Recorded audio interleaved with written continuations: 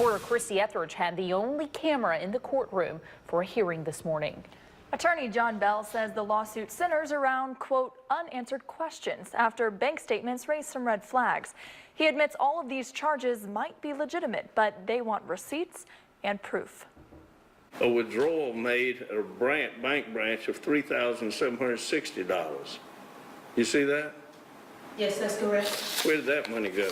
Those are the kinds of questions attorney John Bell lobbed at Dr. Lori Myles while she was in the hot seat Tuesday morning. Payment to T.D. Jakes Ministries for $2,000? Yes. Now, what business did the 100 black women have of sending T.D. Jakes, a preacher, isn't he out in Texas?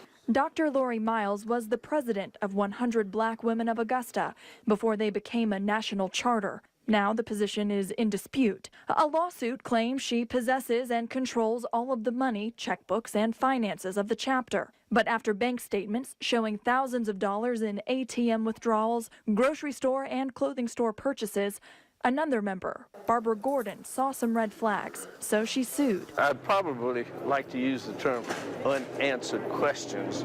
There's an awful lot of cash withdrawals, ATM withdrawals, checks for cash and such as that, checks for even numbers.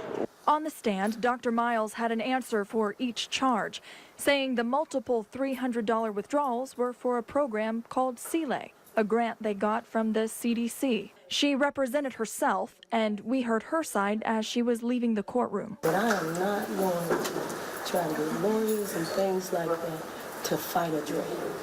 It is really jealous of me. Everything that they are asking for has already been done. National did the same thing, found no wrongdoing, nothing. So all these are insinuations.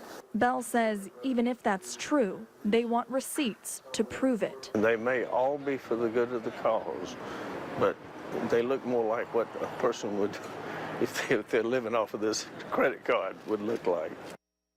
Now this all goes into the hands of a receiver, and that's just a fancy word for an unrelated person the court appoints who will do their own investigation into this money and then report back to the judge. So, Christy, did the organization ever try to follow the money on its own before it made its way into court? They did, actually, and they say they've been asking and requesting these receipts and this paper trail of the money for years. In fact, the charges in question are actually from 2014, and they said after years of asking and not getting the answers that they're looking for, they're hoping to settle it in court now. Interesting case. Let us know what comes of it. I will update you.